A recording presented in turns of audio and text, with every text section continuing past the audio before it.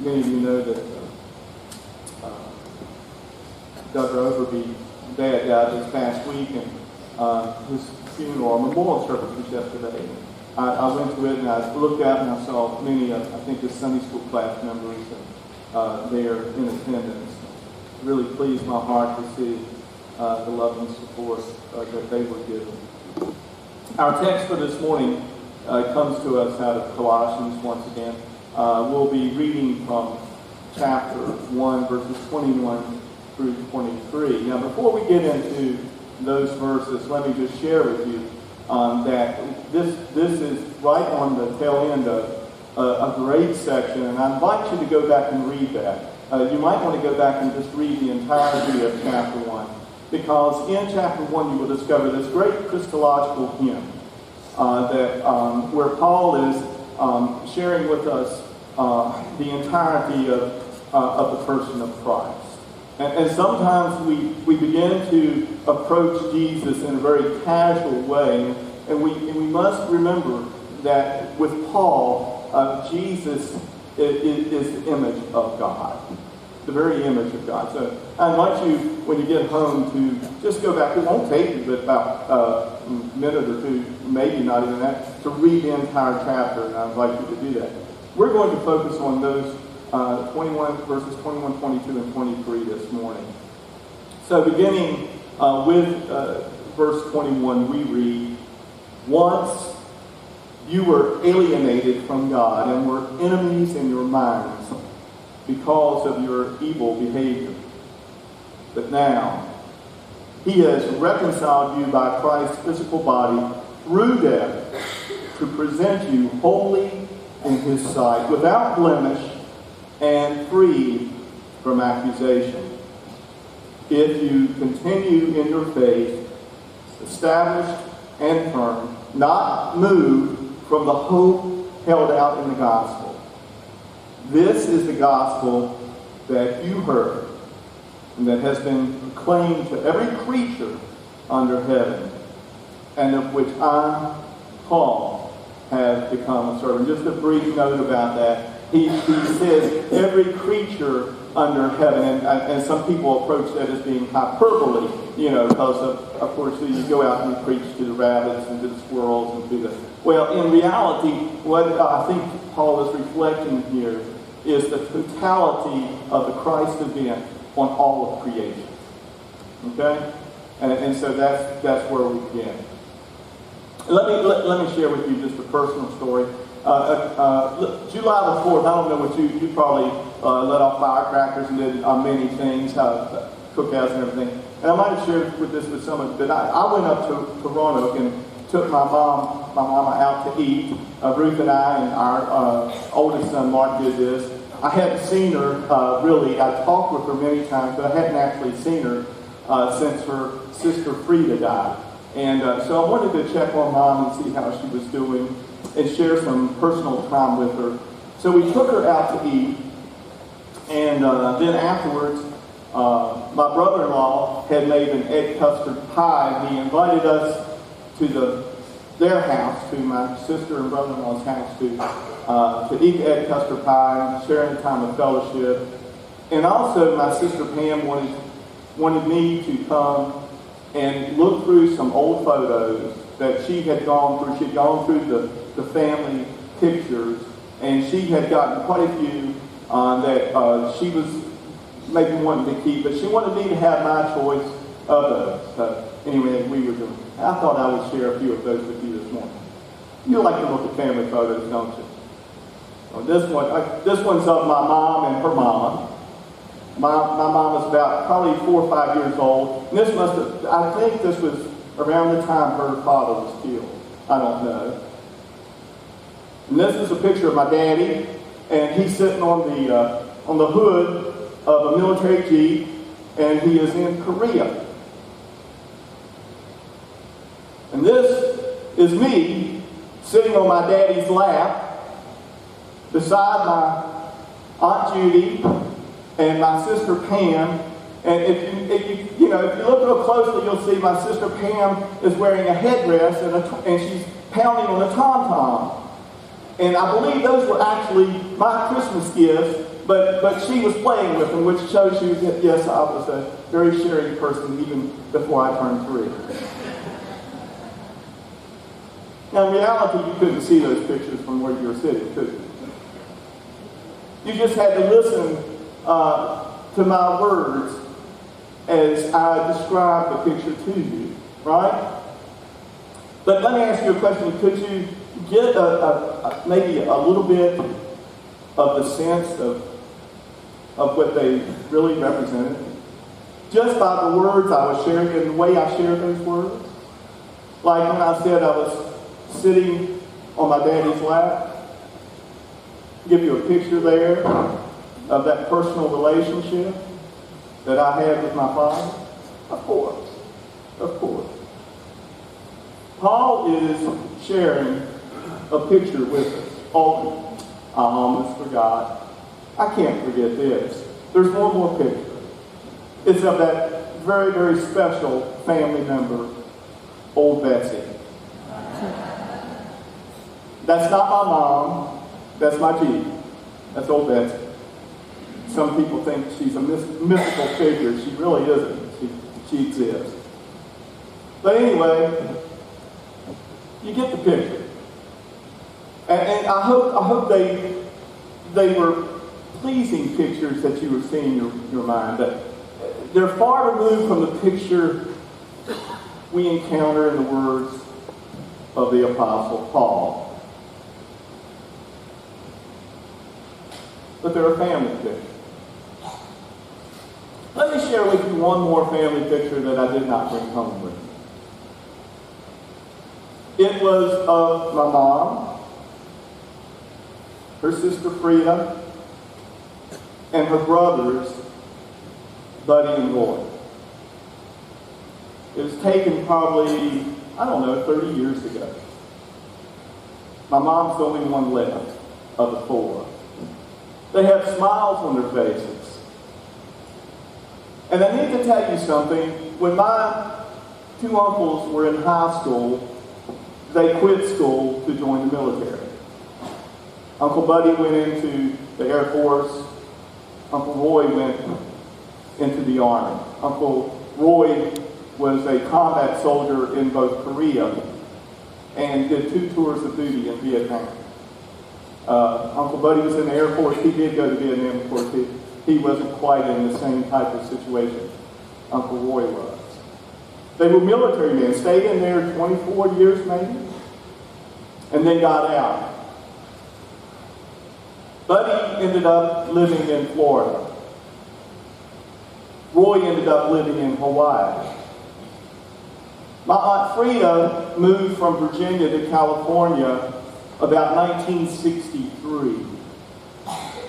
I believe the picture was probably taken sometime around 1987 or 88. Somewhere around there. Maybe a little bit before, maybe a little after. So you can do the math. The 4 of them had not been together, not in years, but in decades. All of them together at one time, and that here they were brought together in that one place, I believe, on Frida's home in California. I say that because though they were far away, they remained a family. And when they were brought together, they remembered who they were. The Apostle Paul is painting a picture of a family, of a local church in the city of Colossae. And it's in what is now known as Turkey. He is writing to people who had been pagans. They were Gentiles. They had believed in other gods, and they had actually believed in idols. And so in many ways, when we read Paul's description of them and their experience of their relationship with Christ, we sometimes come and think that Paul is just talking about them. But I want you to know that the picture is much more broad than that. That though we are 2,000 years removed from those Colossian Christians, And though we are thousands of miles away from where they once lived, what Paul writes to them is real for us. So just ponder the picture for a moment and see what it is saying. You were once alienated. Past predicament. Once alienated. The depths of the separation is really captured in the way that N.T. Wright translates verse 21. So what about you? Well, there was a time when you were excluded. You were enemies in your thinking and wicked in your behavior. Not a very pleasant picture, is it? Not pleasant at all. He uses graphic terms to describe the three ways in which this alienation occurs: the religious, psychological, and moral levels of our lives. The religious, psychological, and moral levels of our lives. Now, if you think you have not been impacted in any way on any of these levels, then I want you to just engage in a brief exercise this morning, okay? Just a brief exercise this morning. Everybody in here, listen closely. And what I want you to do, I want you to imagine what it is you would do if you knew for certain you could get away with it. Did you hear that?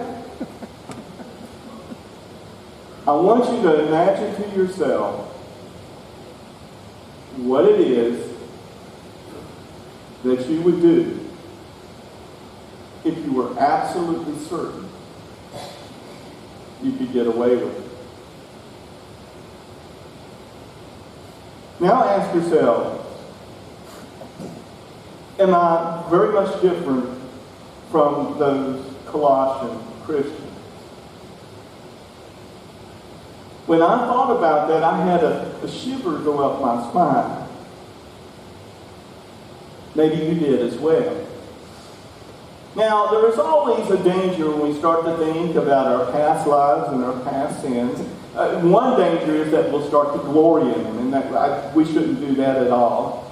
But Maxie Dunham writes of this experience: to be preoccupied with sin is unhealthy spiritually and otherwise. And I'm not really here this morning to make you preoccupied with your sin, whether past or present or future. But I want you to know that this same writer, this same commentator, goes on to write that when we forget who we are and what we have been, that we're in danger of experiencing a spiritual pride that will prove to be, well, a barrier to any type of spiritual growth. Because the more we think of ourselves, the less we will think about God. I want to ask you a question. When you think about the world, and as you think about what is taking place in it, who or what is your center of reference? Who or what is your center of reference? And by this I mean, what is it that you use to judge the rest of the world by? And the reality is most of us do this by looking at ourselves. We have become the center of reference for the way that we judge the rest of the world. And that is the very point, at the very point where we come to realize how estranged we are from God. Because typically what we do when we look at the sins of others is we're like that Pharisee who finds himself at the altar and he's looking over at the tax collector, and when he looks at the tax collector, he prays to God, I thank you that I am not like other men. What we are to do when we read Paul's letter to the Colossians is we're to say, God, I am like other men and other women. So there's our situation. That is the point where we all begin our religious journey. That is the place. N.T. Wright, in his commentary, he almost compares it to those times when you've been at a mall and you're not sure where you are, and you see that big thing standing there in the aisleway, and you go up, and right there it says, you are here. Right? And this is what Paul is doing for us in this text. He is saying, this is where you were. This is where you began. And he's not being exclusive at all. This is not a singular you. He is speaking to an entire church. And so this is a reality for us all. Both you and me. So if we ended it there, you would leave here today very depressed. Because you would think that's your predicament for the rest of your life. And yet, there is this wonderful way that Paul transitions here with that little word that is translated in our text, but. But now. But now. So he goes from that past place, that point of reference, and he is making the change here. But now. This is the point where you all stood. You were alienated, you were enemies in your minds and in your evil behavior. But now, he has reconciled you. Now, if you were to go through the New Testament and you were to look and you were just to take notes, you would discover that word for reconcile is found many times, okay? And you can note it. Maybe you can get a concordance sometime and look up the word reconcile.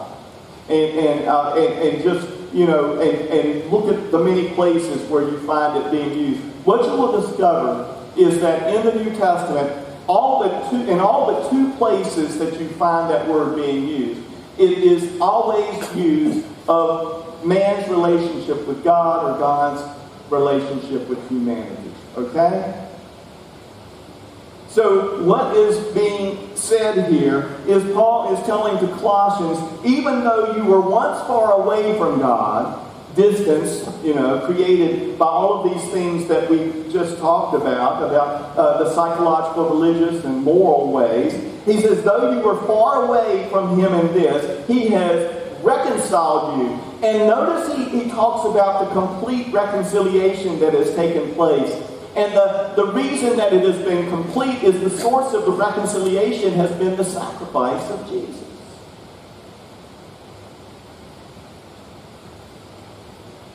Those who rest in this work of reconciliation are free from accusation. Now, how many family pictures that you know of could be changed if this was true in those families? How many family pictures would change if when people came apart, when they came back together, if there were no accusations made? I dare say, there would be many more pleasing pictures. I know. You see, something happened in my family when I was a young boy. I'm not going to go into the details or anything. But my dad had a disagreement with his mama and daddy. And it was horrible. Now, I got to tell you, one of the things, the reason we were celebrating Christmas down at my my grandma and granddaddy Willis's was because my granddaddy had had his surgery. And he had a part of his lung and his larynx taken out. And he had that hole. And, you know, he needed somebody there to clean that hole out. And my mom, who was his daughter-in-law, went and did it. We moved in and did it. And my mom would say that my grandmother and grandfather Willis were better to her than her own family. And yet, there was a disagreement. And my dad has the old Willis temper. And I will tell you this, my granddaddy had a disagreement with his mother, and they never settled it. And one day, my mama said to my daddy, we've got to get over this. And I want to tell you something. They did. So much so that when my granddaddy was dying, my daddy went down to the house and lathered his face and shaved him. And while he was shaving him, granddaddy nodded over. He couldn't talk. He nodded over at Grandma. And my dad knew what he would say. And he said, you don't have to worry. I will look after her. And so they brought Grandma home. And she died in my parents' home. She died in the same room that 5 years ago my daddy died in. Do you see the picture of complete accusation being taken out? Whenever I counsel people who are about to get married, and I'm thankful, don't take this the wrong way, I'm thankful I don't marry a whole lot of people. Don't take that the wrong way. But I tell them, if you want to stay married, I don't do a long premarital counseling. I will tell them this. Be committed to the words you're about to say. Okay? I like the traditional vows. But if your words don't reflect those traditional vows, you need to find some more words. And if you don't mean the words you're about to say, don't say them. And I say, communicate with one another. And I say, when it comes to conflict, attack the problem and not the person. And whenever you find yourselves in an argument, never bring up the past. Do you see what Paul is talking about here? Do you see the beauty of it? Do you see what God has done for us? While you were enemies, while you were evil in the way, while even in your minds you thought bad things, God in Christ has reconciled you to himself. And so you do not have to live in fear, my brothers and sisters. Because he will never bring up your past. He will never accuse you. He has reconciled himself to us all. Last week we celebrated the Lord's Supper. We had communion. And Paul is in some way here giving us a full understanding of what happens in that wonderful supper. He's telling us the completeness of God's blessing of forgiveness. In his letter to the Corinthian church, one of his letters to the Corinthian church, in 2 Corinthians 5:18 through 20, Paul writes, Everything is from God, who reconciled us to himself through Christ and gave us the ministry of reconciliation. That is, in Christ, God, who was reconciling the world to himself, not counting their trespasses against them. And he has committed the message of reconciliation to us. Therefore, we are ambassadors for Christ, certain that God is appealing through us. We plead on Christ's behalf, be reconciled to God. You know, there is something we need to remember. It is always, my brothers and sisters, listen to me closely. It is always, always, always the one who has been wrong. It is always the one who has been wrong who offers reconciliation. Okay? The other person can come and plead for it, but for reconciliation to take place, the one who has been wrong must respond. And in many cases, must be ready even before forgiveness is sought. They must be ready there with an open door. In Revelation 3:20, Jesus offers, "Here am I. I stand at the door and knock. If anyone hears my voice and opens the door, I will come in and eat with him, and he with me." Think of that just for a moment. So this is our reality. We were estranged. We were aliens. And yet God, through Christ, has reconciled us to himself.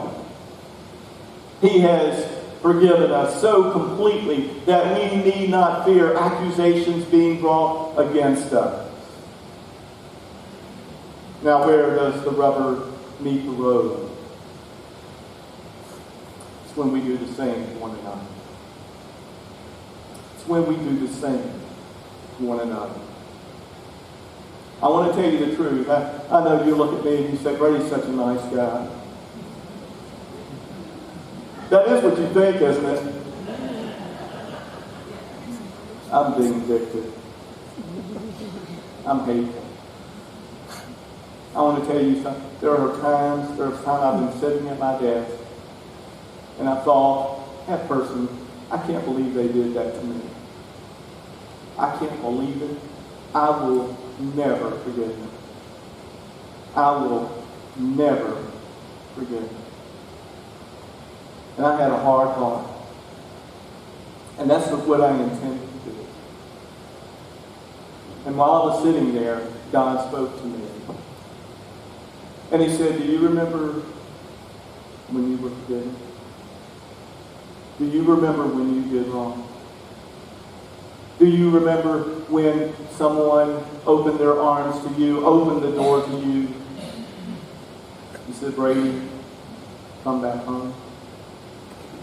And in that moment, when I realized who I was, when I realized what I was, and when I realized what God had done, and what someone else had done for me, suddenly that hard heart began to melt. And all of a sudden I felt not animosity towards that person, great affection. And yes, great love. And I have never, ever, ever regretted God doing that in my life. As a matter of fact, as I look back through the years, I am so thankful to God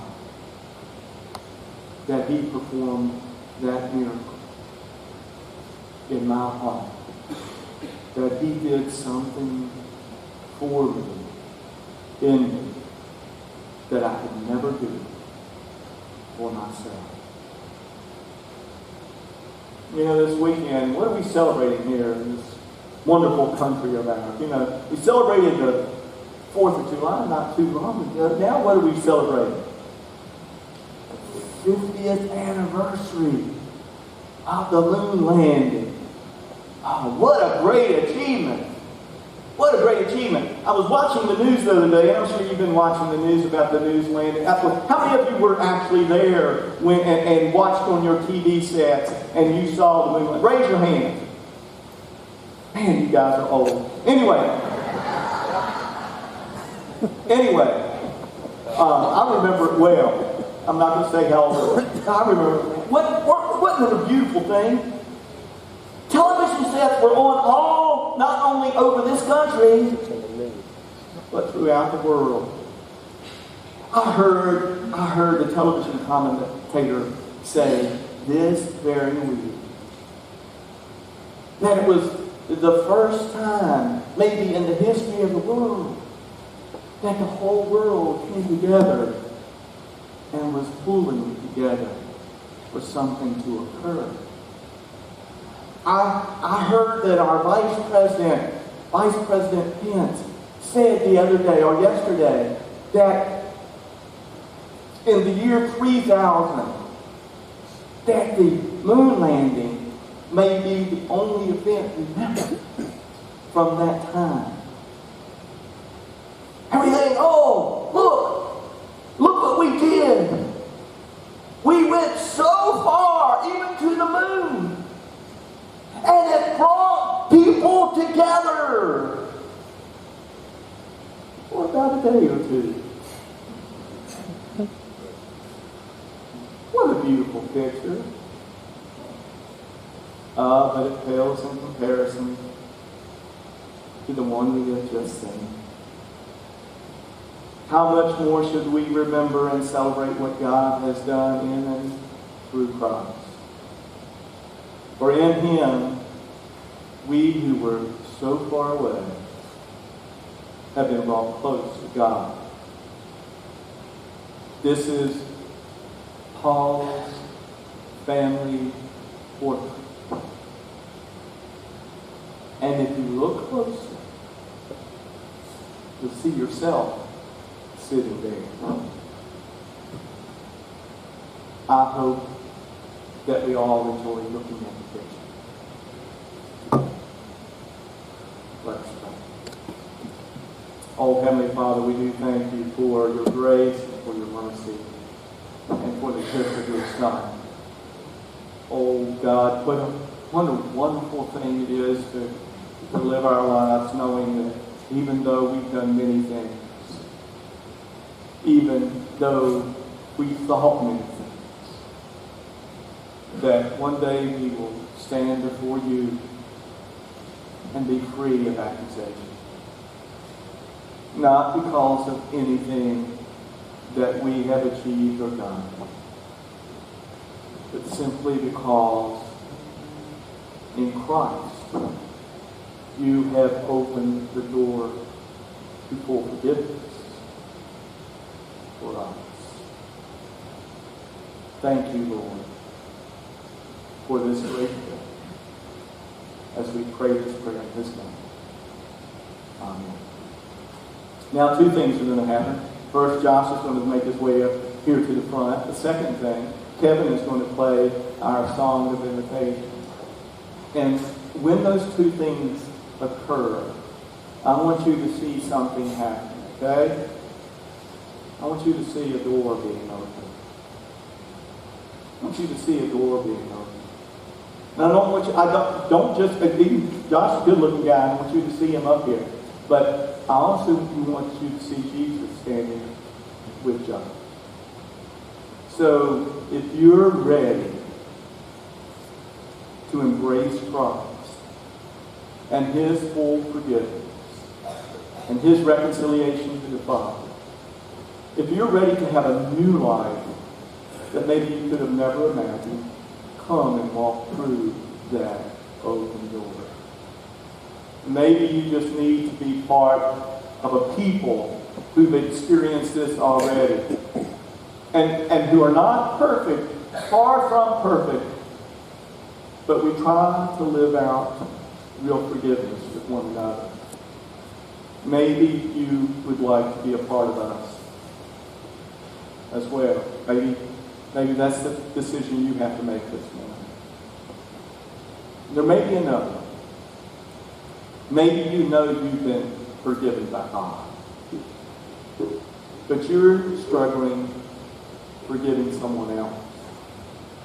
And you wonder how you can do it. You know you need to do it. You know not only their life would be better, but your life would be better if you weren't bitter, but forgiving. Come, and Joshua prayed with you, where someone who knows that heart can only be changed by God. So this is the invitation. You get to decide how you would use it. Rise and respond in the way God leads.